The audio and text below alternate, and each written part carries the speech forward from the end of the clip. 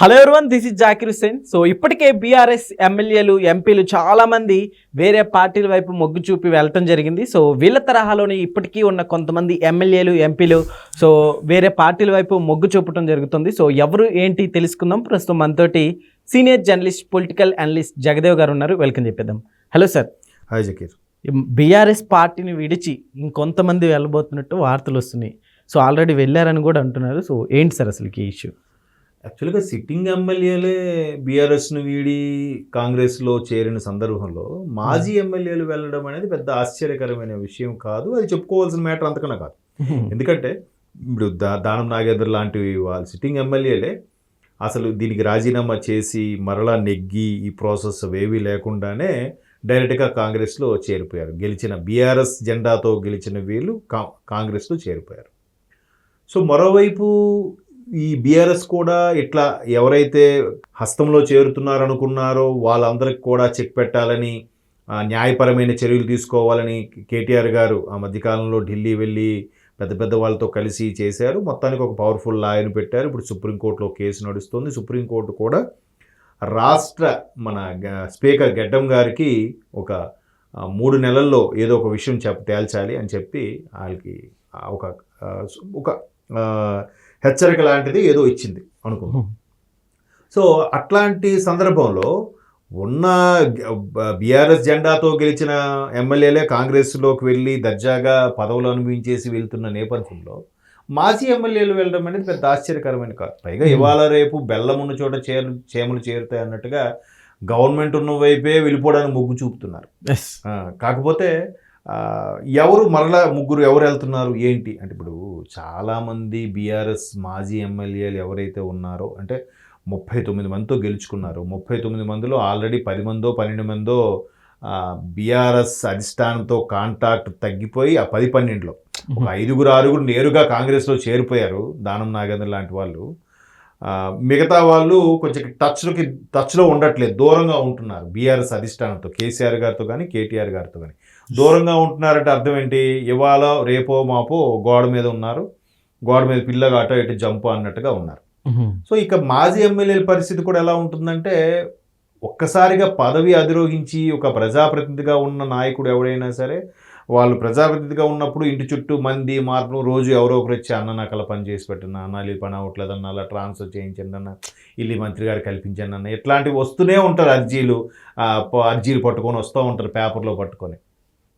ఇప్పుడు పదవి పోయిన తర్వాత ఇంటివైపు ఎవరు చూడరు, ఎవరు వెళ్ళరు. వాళ్ళకి ఒక్కసారి ఎలా ఉంటుందంటే పిచ్చికిపోద్ది. అరే నిన్న మొన్నటి వరకు మన చుట్టూ మంది మార్పులను జనాలు తిరిగారయా, ఇప్పుడు ఏంటి ఒక్కడు కూడా రావట్లేదు అంటే మాజీ ఎమ్మెల్యేకి ఎవరు రారు, పనే అవ్వదు కదా, ఆయనకి అథారిటేటివ్ అనేది ఉండదు కదా. సో ఒక్కసారి అరే మనం కనీసం మాజీగా ఉన్న గవర్నమెంట్ వైపు ఉంటే ఆ స్టేటస్ ఇది వేరే ఉంటుంది కాబట్టి గవర్నమెంట్ వైపు వెళ్ళిపోదాం అన్నట్టుగా వాళ్ళు ఆలోచిస్తూ ఉంటారు. సో ఇలాంటి ఆలోచిస్తున్న నేపథ్యంలో ఇంకా మనం ఇక్కడ ఉండి అటుకి వెళ్ళక ఆల్రెడీ సంవత్సరంన్నర అయిపోయింది.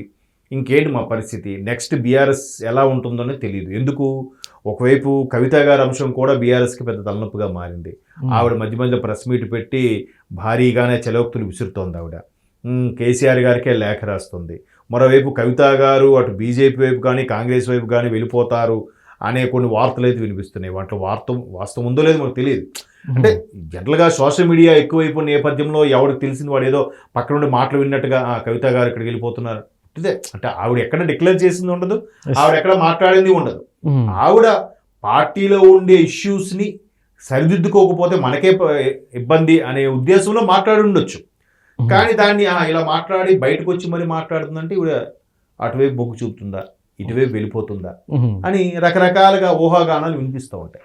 సో అలా ఊహాగానాలు వినిపించినప్పుడు ఆ ఊహాగానాలని నిజమన్నట్టుగా ఈ సోషల్ మీడియా వాళ్ళు, కొన్ని ఛానల్స్ వాళ్ళు, కొన్ని వ్లాగర్స్ రాసేస్తూ ఉంటారు. సో బీఆర్ఎస్కి తలనొప్పి ఉంది కాబట్టి నెక్స్ట్ బీఆర్ఎస్ ఏంటి, బీజేపీలో విలీనం చేస్తారా, లేదా కేసీఆర్ గారు తెలంగాణ సాధించక ముందు తెలంగాణ ప్రకటిస్తే కాంగ్రెస్లో విలీనం చేస్తా అని చెప్పారు కాబట్టి కాంగ్రెస్లో విలీనం చేసేస్తారా ఏంటి? ఈయన వయసు కూడా మీద పడుతుంది. నెక్స్ట్ ఎవరు, కేటీఆర్ గారు వస్తే మనకు అంత ప్రాధాన్యత ఉంటుందా, కేసీఆర్ అంటే ఇలా రకరకాలుగా ఎవడు ఆలోచనలు అలాంటి ఏం చేస్తారు, దీపం ఉన్నప్పుడు ఇల్లు చక్కబెట్టుకోవాలి కాబట్టి మెల్లగా ఒక్కొక్కరు పక్కదో పడుతూ ఉంటారు. సో అలాగా పక్కదో పడిన వాళ్ళు ఇప్పుడు ఒక ఆయన ఎవరు గోవల బాలరాజు గారు, ఉమ్. ఆయన ఆల్రెడీ స్టేట్మెంట్ అయితే ఇచ్చేసాడు. రేపు ఈ ఆగస్టు 8నో 9నో మంచి రోజు చూసుకొని ఆ రోజు రాఖీ పౌర్ణమి ఏదో కదా, Yes, sir. రాఖీ పౌర్ణమితో కాంగ్రెస్లో చేరబోతున్నాను ఒక స్టేట్మెంట్ ఇచ్చేసాడు. ఉమ్. ఇదిలా ఉంటే మన ఆయన పేరు ఆలంపూరు అబ్రహం, ఆయన ఒక మాజీ ఎమ్మెల్యే, ఆయన కూడా మెల్లగా అటు కాంగ్రెస్లో ఒక టచ్లోకి వెళ్ళారని ఒక టాక్ ఉంది.